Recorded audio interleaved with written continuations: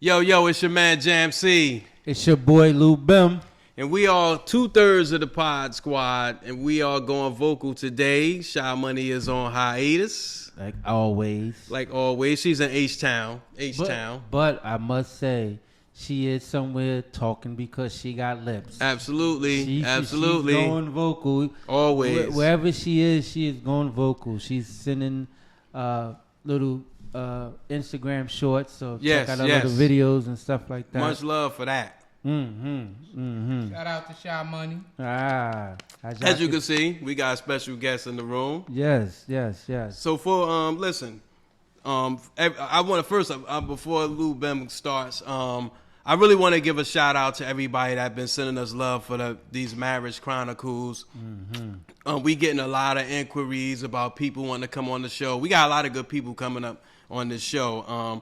And we actually have a spinoff that we probably going to end up doing because as we see, everybody got relationship goals. So we're now getting couples that want to be a part of the show that's not married. And I'm open to the idea. I don't know how Lou-Bim feels, but I'm actually open to at least having people come up here and get a love testimony. What you think, Lou? No, I'm all for it because you have to date before you get married. So it's it all plays into the grand scheme of everything or where we're going with this. So absolutely. So how was your week, man?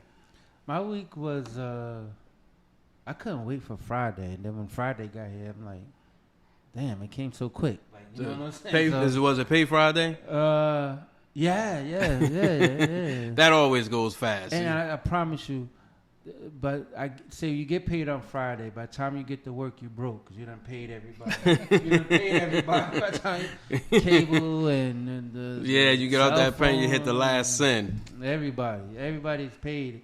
Everybody paid by the time you get to work, and so you're like, damn, I barely got enough to get lunch. You know? So what did you do to pay yourself? You know, they say pay yourself. Well, I normally do that, but I think I even forgot to pay myself this week. But I have made a note to make sure that I double back to pay myself when I get paid again. So. And pardon us, by the way, this is our guest Alf, because it's so funny. We have guests on the show, and we really never ask them how was their week. It's like they're invisible until we finish that part of the show. So we got Alf, my man Alf. How's your week, Alf? My week is going great. My mother came to see me today, so that was a great visit. Wasn't expecting that. And, I made a trip to Walmart. Okay. Shout out to Walmart, being right around the corner. But, that was really it. That was really the caption of my week. Outside of that, I got hired.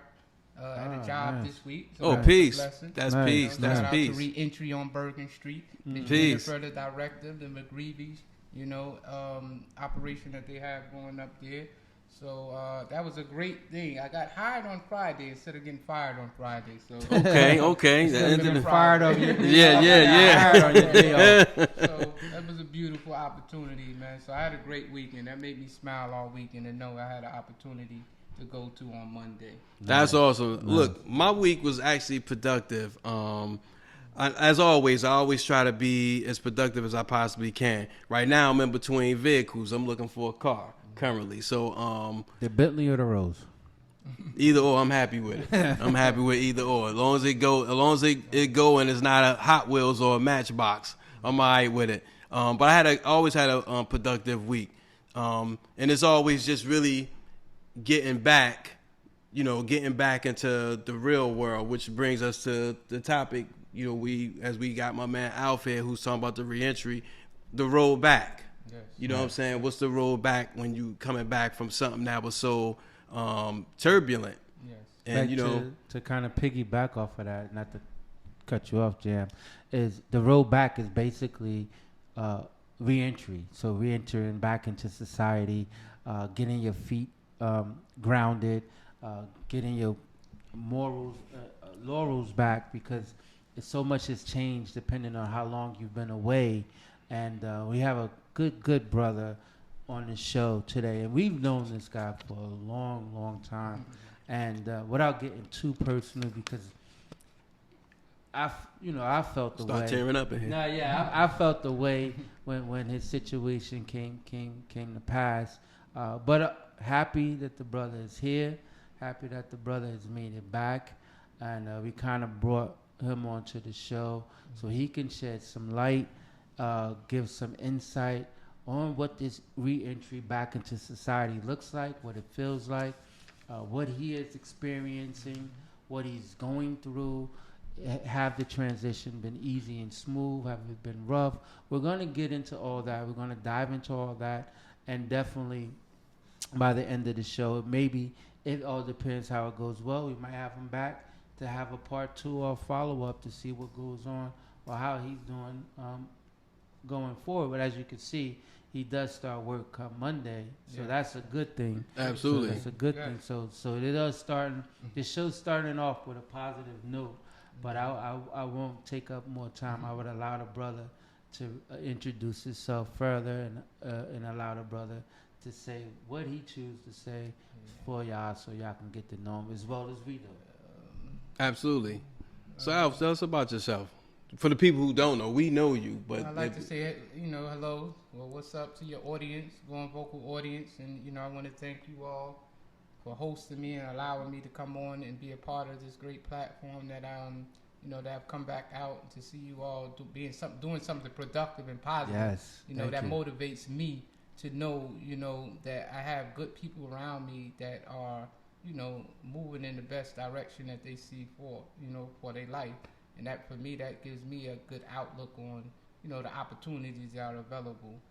Just being here with y'all is a good feeling. But, I was born and raised in Newarks, New Jersey. Just by the way I want me to go. Born and raised in Newarks, New Jersey all my life. And, went to the schools of Newarks, New Jersey. Malcolm X Shabazz, graduate, Bulldogs. all right. Went to Lincoln Tech. Made something of my life, but unfortunately, I was always being pulled to that magnum of the product of your environment, And unfortunately, I kept sticking my hand in the cookie jar a little too much. So, just consequences of your actions. One thing, my young brother always said, you do the crime, you do the time. So for me, it was a no-brainer when I was faced with that obstacle in my life. I had to basically face the music. All right, yeah. Wow. It says here that criminal justice system, more than 5.6 million Americans were prison, jail, or on probation or parole when counted in 2020, which is 13.3% decrease from 2019. So there were more people locked up in 2019 versus 2020. It says the total prison population decreased 25% between 2009 and 2020. So there's numbers out here. There are people that are constantly going to prison, and people are coming home. Some people are learning from their mistakes, and there's others that aren't. Another statistic, it says firearm deaths increased by 43% from 2010 to 2020, accounting for 1.3% of all deaths in 2020. So you figure in 2020 we hit COVID, so that was a lot of people were dying from COVID, but it seems like a good percentage of people were also dying by the fate of other people who were shooting guns. Or that's why we need to get this gun reform under control because this is ridiculous. Yeah, that's just crazy. So, Alf, if you don't mind the audience knowing, how much time did you actually do? Well, I was sentenced by the Federal Bureau of Prisons to 240 months.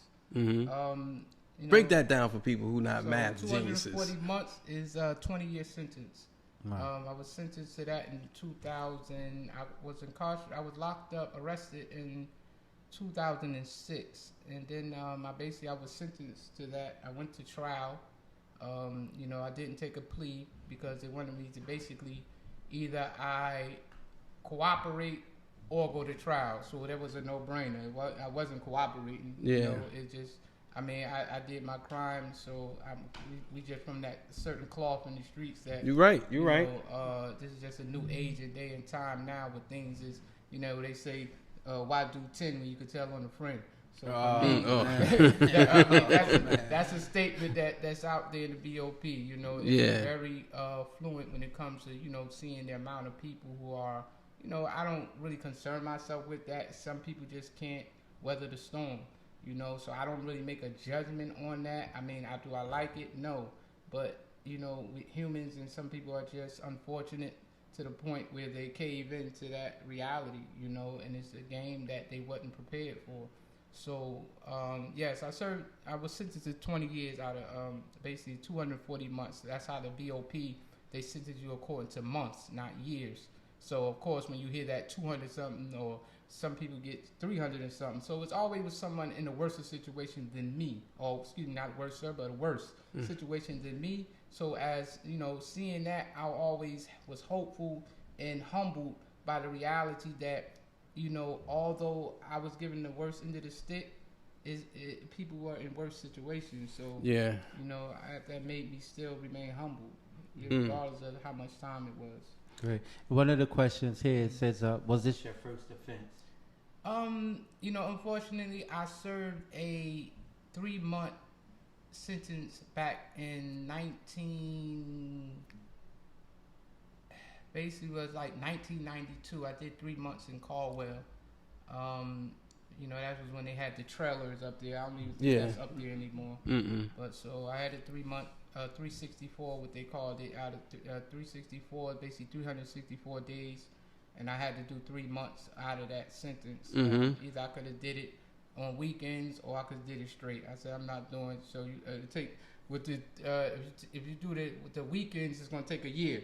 So I could have just did 3 months. That was a no-brainer. Nah, I'm doing that 3 months. You know. So let me ask you, what was that moment like when you received your sentence? Yeah.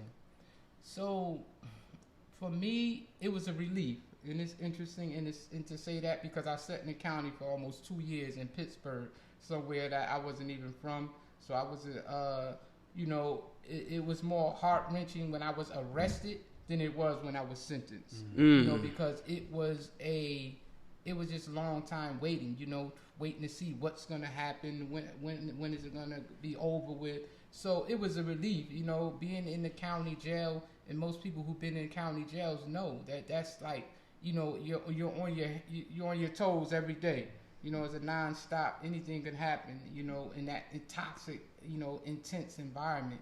So for me, it was a relief. You know, it was a relief for my family. I didn't have to worry about them having to keep coming back to court. You know, supporting me. You know, I wanted to wear my own burden. Okay, you know? So it was a burden seeing my family every time I turn around and look back at them in court, you know. So for me, that day with being sentenced, it was like, you know, I mean, I turned my back to the judge and I apologized to my family for what I had put them through, you know. Yeah. But for me, it was all about them, not necessarily what I was facing. Gotcha. You know? It was what I had put them through, you know, So there's another question. It says, many people who haven't experienced jail use media to gain insight like Oz.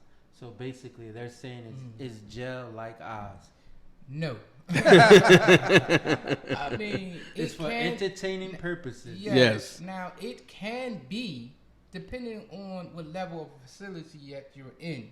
So the county can be sometimes more intense than the actual environment of going to prison. But now me, you know, by the grace of God, I started off with a 20-year sentence at Fort Dix. 20, you know, it's a low facility.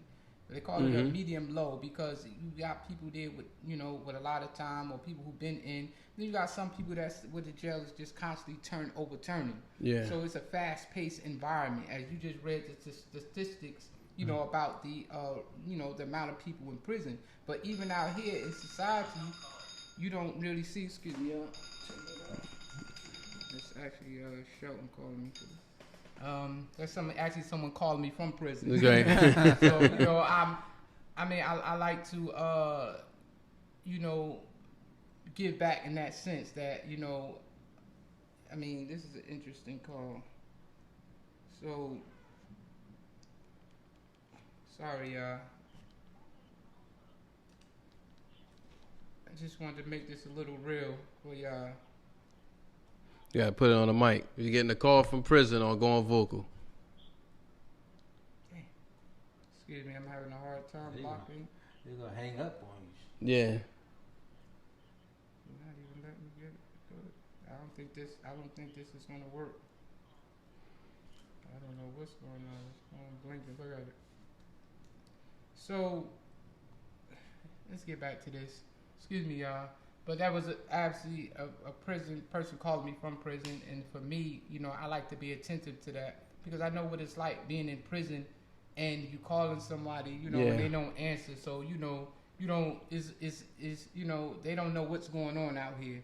So for me, I like to just stay connected to being a vessel of hope for somebody that's all still in that situation. Mm-hmm. Nice. Yeah. Nice. That's good. So let me ask you. So you were going in the direction of the medium to low. What kind of prison were you in? Was it like a state prison?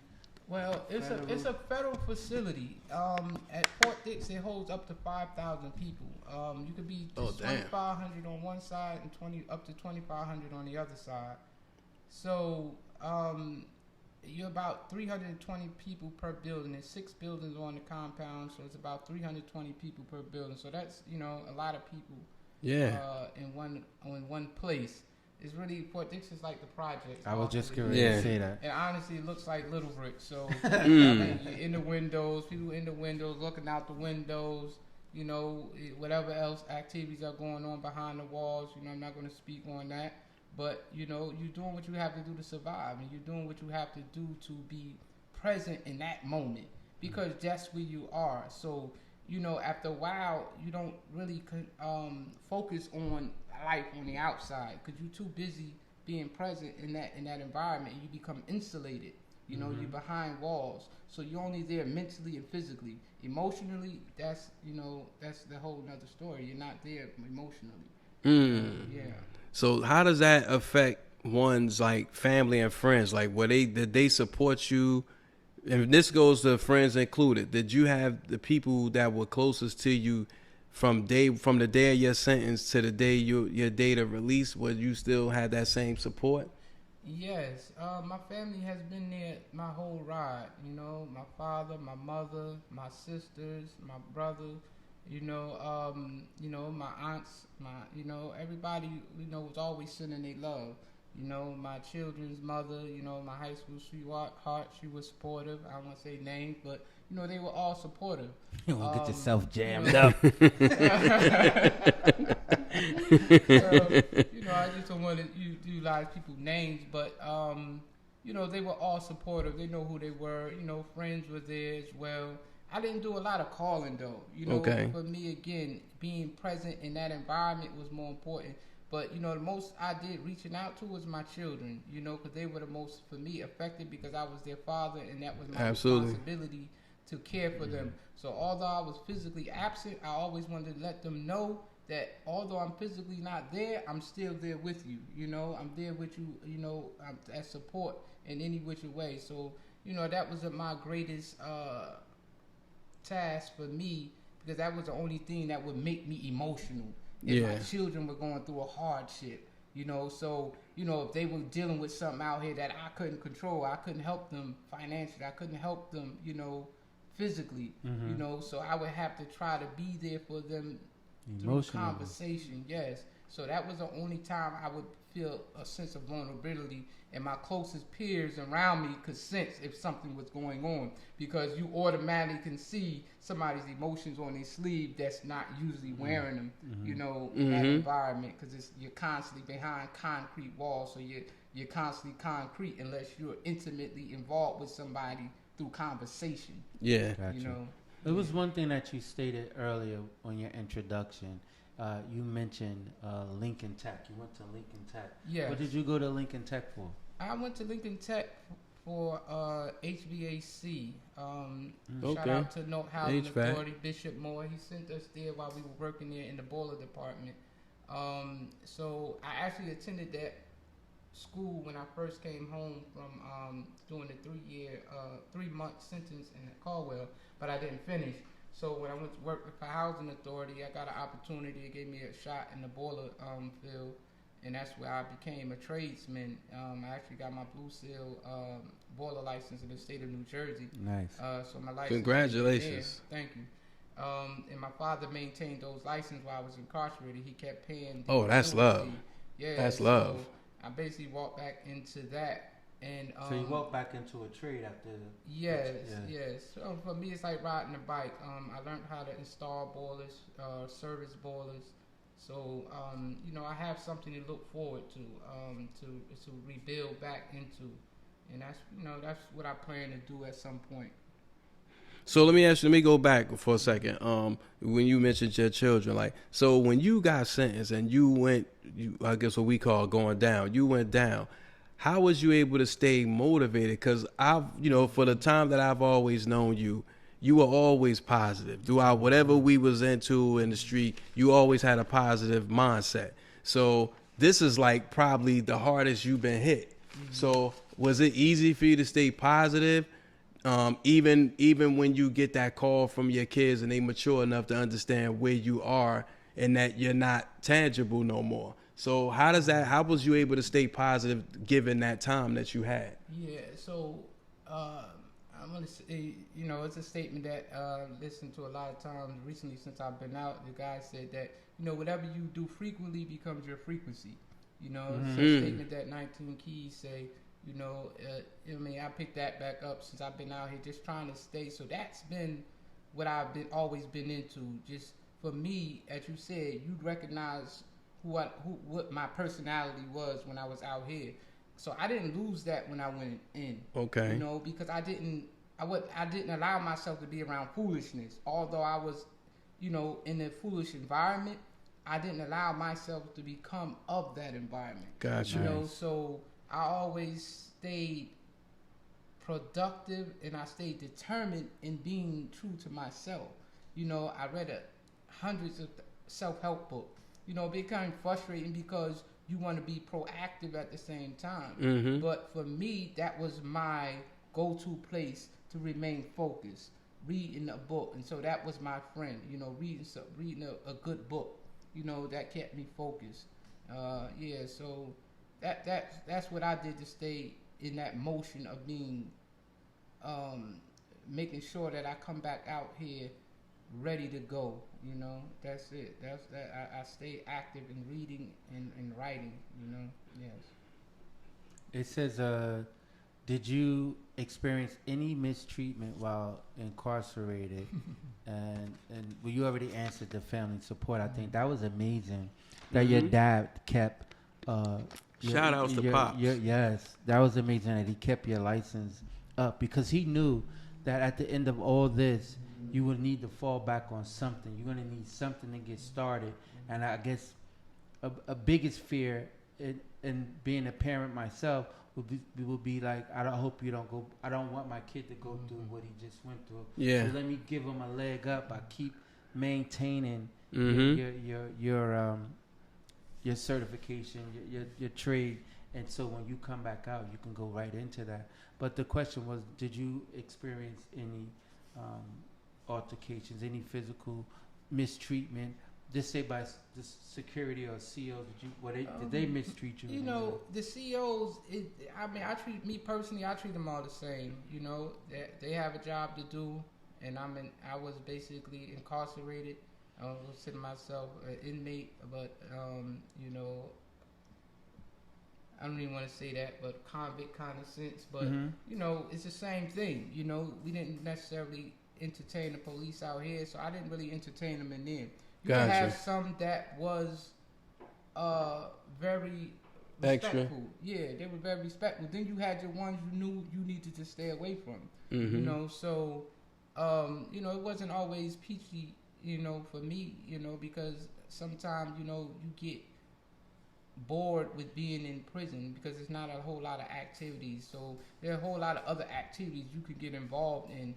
I never would be one. It was just ignorant for me when it came to selling drugs. That was just like an oxymoron to be in prison and selling drugs. So I was never my type of thing. But now, of course, cell phones, unfortunately, they're like an abundance in there. So you can only ignore it, but for so long because you want to communicate with your family. So it's unfortunate, those things are so privy to you that sometimes you do get jammed up with that. I got jammed up a couple of times playing around with them cell phones to the point that I said, you know what, I'm tired of getting myself jammed up unnecessarily. But I'm just being real with that reality. It's not a secret, what goes on in prison. Was it a consequence getting caught with the? Yeah, I mean, I've been out of, Fort Dix was my first institution. I maintained there for 5 years. So, it was an issue to rob because I was always saying, man, like, I'm tired of being here. But, from there, I went to 5 other institutions. Damn. All right. So, why is that? Getting in trouble. Okay. Gotcha. Honestly, just nothing major, just minor stuff, infractions, basically cell phone, playing with electronic stuff. So I've been to 6 institutions inside of the BOP. But my last 2 wasn't, it was basically through a positive transfer. Okay. So I ended up I spent 2 years in way out in Oklahoma, El Reno, Oklahoma, and that was very different, because I'm out there with Texas guys, a whole different culture out there. So I went from there. Once I did 2 years there, I was eligible for a closer to home transfer, but the closer home transfer was sending me to way up in New Hampshire. Okay. That was called a closer to home transfer because I went from a medium to a medium. So I started out at a low. Unfortunately, you're supposed to go from a medium or a high to a low. But unfortunately, I started at a low and I went up. So that was a new experience for me. Okay. Because there is more violence. The more you go up, the more violent it gets. Gotcha. Yeah. Okay. So it says here, what's been your biggest challenge reintegrating back into society? The emotional side of things. I think being physically present isn't always easy because I'm physically here and intellectually here at times, but emotionally I'm not always here.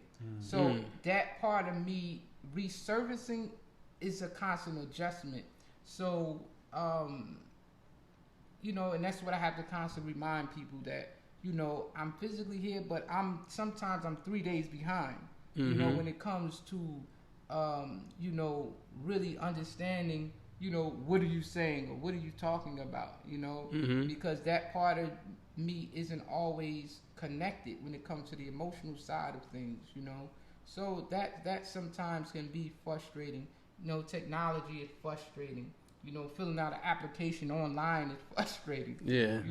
These things that may be small for people that's been out here every day, it's not an easy transition for someone that's been away from this stuff over 15, 20 years. It's not an easy transition. Yeah, I can imagine that's gotta be tough. So now, when you was in Oklahoma, were they calling you New York City? That's like on life. They was calling me Jersey. It was Jersey. actually another guy there, a Haitian brother from up 18th Avenue. That little Haitian district. It was me and him from Jersey, so we was happy to see each other. Yeah, that's how you could listen. No we matter didn't know each other, but we were happy to see each other. and no matter where you go, I always say there's always one person from Newark. I don't care where you go. You go anywhere in this world, it's always gonna be one person from Newark. That's crazy. But all right, for people who don't know, just to break down the acronym for BOP. For us, it's backwards on purpose. Got you. Okay. But for the Bureau, is the Bureau of Prisons, basically. Got you. Okay. Yeah, but we call it they backwards on purpose because it's supposed to be about rehabilitation, but unfortunately, it's not rehabilitating about being in prison. Especially, it's only but so many things that you can do, and some facilities have better opportunities than other prisons. And then it really all depends upon the administration. If you may find 1 or 2 that are sincere about helping you. Okay. But 80% is more like 85% is just more in the way. They just. That was one of the questions we had too. Like, do you feel like prison reform does it rehabilitate, or is it so much negativity is the reason why you see people become repeat offenders? So it all depends about one's personal choice. You have to make a choice to want to be rehabilitated. So there are, because even with things being afforded to you, like opportunities, are you really taking advantage of it, or are you just really like I took the RDAP program, the residential drug program, right before I was released. Mm-hmm. So I received a year off of my sentence for taking that drug program. Okay. As well. How long was the program? The program was for 9 months. Okay. Yeah, 9-month program. So you had to do 9 months of getting up, programming, learning the curriculum, doing the books, doing the work, sitting in group, communicating, doing public speaking. So all these things were integrated into the program. It was a very excellent program, I'm not going to lie. You learned a lot of tools in the sense of defining your criminal behavior. Gotcha. And putting words to it. We may know the action, but they actually define it in psychology. They call it the 8 thinking criminal errors. Mm-hmm. Modification, making excuses, cognitive indolence, looking for the easy way out. You know what I'm saying? So a lot of times these things are necessary when you come out here, that you can't always look for the easy way out. Sometimes, for me, I had to learn that, okay, this time around, I know I have to be patient. Gotcha. So, yeah. And those are the principles of life. Those are things that you deal with just as regular everyday people. And I think sometimes some people, not everybody, but we always look for the shortcut and understand that there are no shortcuts, because you're living proof of that. We try to take the shortcut and you end up actually making it worse for you moving forward. They rerouted you and made that trip even longer. Yeah. It could have took you 2 weeks to get there. Now they took that shit to 20 years. Crazy thing, 50 Cent said, he and I don't know if he got this from his grandfather, but he made the and I could be misquoting, but he was saying he thought about selling drugs. He figured the average drug dealer, you could probably make, maybe at that time, maybe 100,000. You say you make 100,000 a year, but if you get life in prison, or you get 25 years to life, and when you divide all that, you actually poor. Yes. So it really was, you made less than 20,000 a year, which really didn't amount to anything. That's what I'm saying. So so you actually poor. So it really doesn't add up. So the years don't match the dollar. So it don't even make sense to sell drugs. No, it definitely don't. It all goes back to the system. You're gonna pay for the lawyer. You're going to pay for the commissary in the county, which is like $1 for a crackhead suit. That's probably 20 cents in the, most places now probably like $1.30. So it don't add up. You're making group meals just to survive in that environment, because, you might got a tuna, you might got a couple soups and this, that. So you got put meals together just to survive. So no, it don't add up at all. Did you have a paid attorney to fight this case? Yes, unfortunately. You want to give his name, or you want to keep it anonymous so people don't have to hire him? Yeah, 50,000 is just too much. But he's just they call the lawyer in prison. They call him a liar. Unfortunately, because, most of them cases it's just not worth it. Because you're gonna get the time regardless. I mean, when I said to my judge in close quarter, I said to him, man, they're trying to give me 20 years. And he leaned up forward to me and said, you're going to get 20 years. I'm going to determine that. I haven't even went to trial yet. He leaned up to me and said, and you're going to get 20 years. So holy shit. That. Wow. Yeah, his decision was already made even before trial. Wow. So... Which is the problem we have now. So say railroaded. It's absolutely. Because that was my next question. Yeah, my next question was... do you feel that the sentence was fair, and did it fit the crime? Definitely did not fit the crime. I mean, I was sentenced to 240 months. My sentence was mandatory 10. So in the Federal Bureau of Prisons, they have what they call an 851. So an 851 enhances whatever time you get. So I was serving a mandatory 10.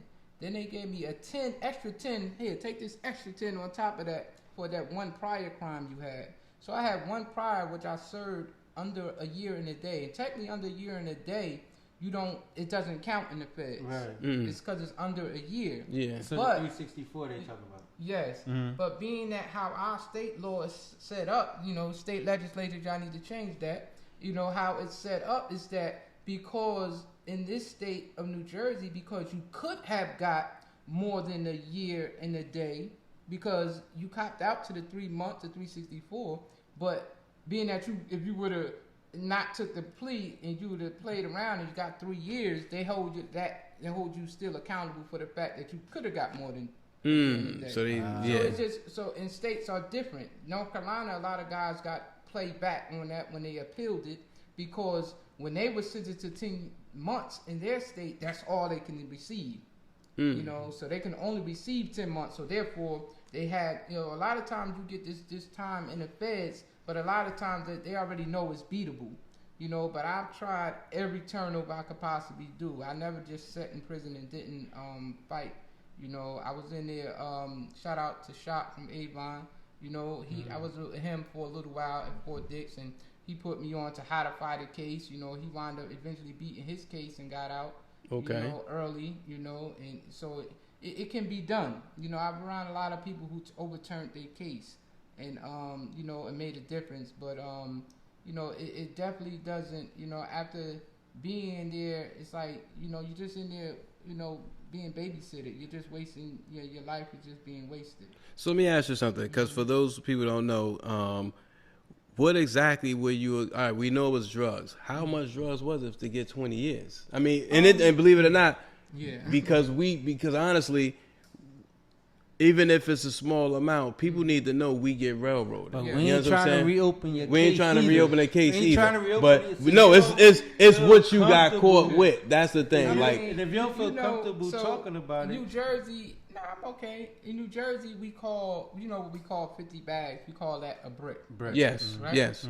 What we call it? a brick. A brick. 50 bags, Mhm. right? So in every other state is different. So we be like, I got the people who got caught on the highway got caught with. Basically, they got caught with 470 bricks of heroin. Going back to Pittsburgh, I wasn't even dealing in North. I was real quiet, low key, working, and staying out the way. So I thought I was being slick by, selling drugs to somebody that was out of state. But that's probably the worst thing you can do, because when they get caught on the highway and they don't wear their weight, anything is possible. Yeah. So I basically got jammed up into that situation and somebody else's situation of, of course I was the distributor, so that was my case. I was arrested for distributing heroin, and so basically with 470 of those Bricks. of heroin, which is an equivalent. I think it was worth $70,000 that he paid for it. So.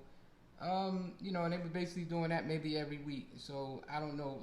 I had a very short window back into the game. Like I said, I was always in and out. Yeah. So at this tenure, when I was in and out, I was back in the game for 3 months and caught 20 years. So was it worth it? No. Yeah, as we can see. I was Wow. back playing around for 3 months. Did I make some money? Yeah. Was it worth it? I gave it right back. Yeah, pretty much. Yeah. Gave it right back. It's another question said, is it something that you need to assist you to become a productive citizen in today's society, and has it not been available to you? So if you can think of your transition from being home or being released, is it anything that you could say, well, if I had this, I would be way better, but or I don't have this to my disposable. So what do you think that if it could be 1, 2, 3 things that you could need to help you out to propel you to be a productive citizen? I mean, honestly, I've exhausted the resources that was available to me. As I said earlier when I opened up, shout out to Reentry on Burger Street, because they were very resourceful. Ms. Jennifer Pena, she has an excellent service that she provides to reentry with her staff, and through McGreevy, the ex governor of New Jersey. If you ever around him, I mean, he's very active in his facility. Yeah, in this facility. Oh, wow. And currently, he's there like every other day. He's there having some type of So he actually, so he helped. got low. I thought he got low. Oh, shout out to McGreevy, He's former physically- governor. Yeah, he's physically there like every other day having some type of function, but he's inviting people in to, I guess, I don't know, basically you Shout have outs to always have him. money coming in for helping. Right. So the resources are there. I'm not going to front. Now, I would say, because I got to say this for my guys that's in the halfway house, it's not always an easy transition getting out of there. Because it's still like you're halfway out. And, you left the prison, but almost like you walked into a worse prison. Right. Worse prison. And, sometimes people don't understand that when you say, and I had to stop saying it because it's not that I necessarily want to be back in prison, but actually to have to endure some of the stuff that they put you through down there just to get out every day, to get a pass, requesting something to maybe go out that's going to help your life to get back in transition is not always afforded to you. Gotcha. So this is in the halfway house. yes, Okay. yes, that place is something different. Mm. So a lot of guys will. I've actually known guys who've opted out to going back rather than deal with the headache of every day. The food is not the best food. I'm not gonna, we make it say, some people may say it's better, than where you was at, and that may be true, but you're just looking for a peace of mind. So when you go from an environment where you was comfortable and had a peace of mind to chaos, you don't want to be in chaos. Yeah, I can see Be that. in chaos. So it's not that, okay, we know we have to accept I'm being uncomfortable. That's not the issue.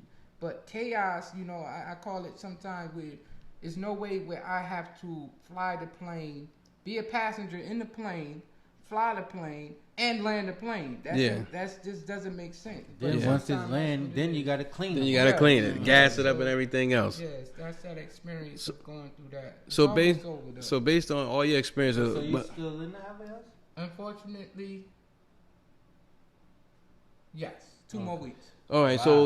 So your system is So okay, so with that, you got 2 more weeks. You said. Yes. All right, so Liz, you'll be welcome home party. Yeah. Welcome home party. So let me ask you this: based on you have a lot of you dropped a lot of jewels on us today. Mm-hmm. So would it be safe to say, or are you open to, or would you consider mentoring somebody? Dang, took my question. That's a very good question. So again, right? So I'm keep bringing up this here. I've actually attended 3 different programs because that was. Now I would say shout out to the kudos to the halfway out there. Never have a problem with you if you're going to 990. Shout out to Miss Bay at 990 Broad Street. Mm-hmm. She has been very helpful. She did my resume. She always was trying to help me facilitate anything that I needed. So with reentry, I attended 3 different schools. I attended for my construction certifications. Mm-hmm. I also attended where I went back for what they call a PRS. I want to make sure I got the acronym right. So that's a PRS is what it's called, a peer recovery specialist. Okay. Right. So what that affords you to be able to do is to work in the recovery industry. And shout out to James Johansson out of Patterson.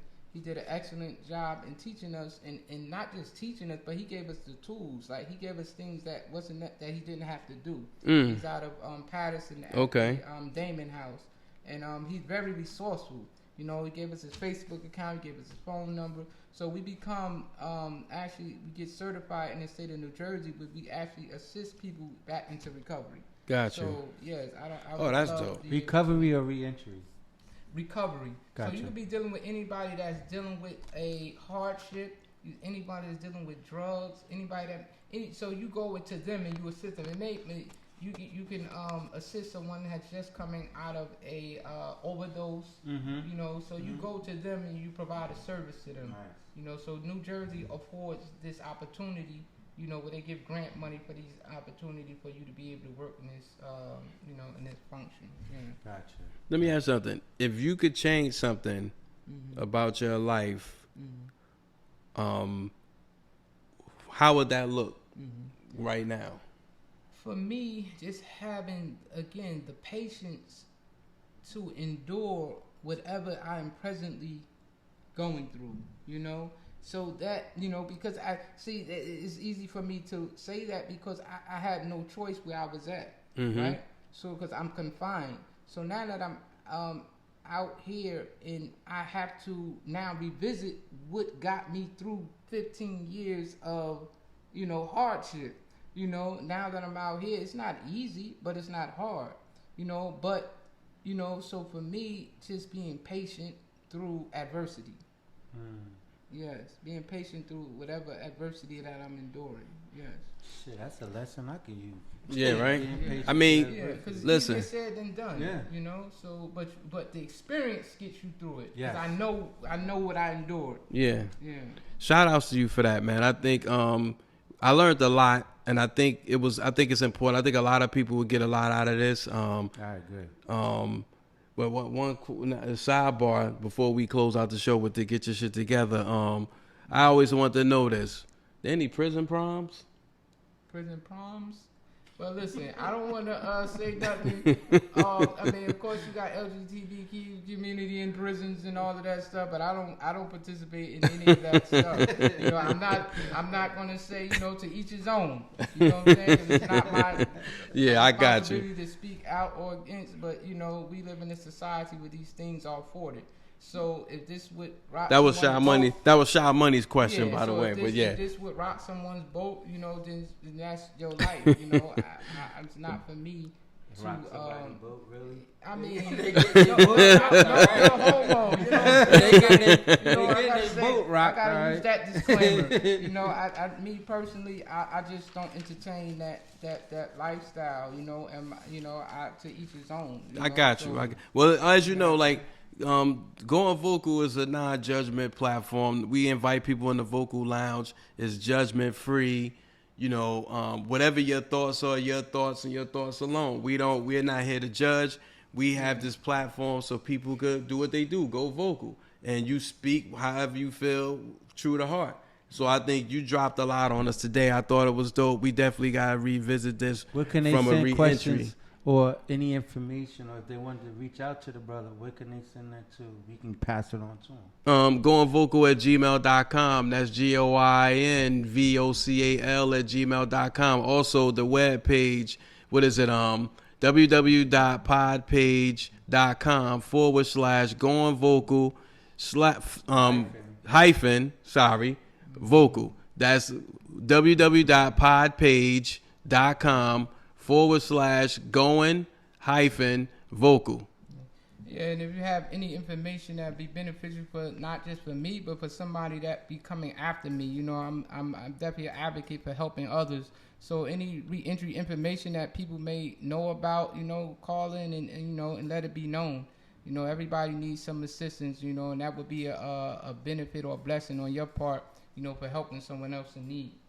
Correct. Preach.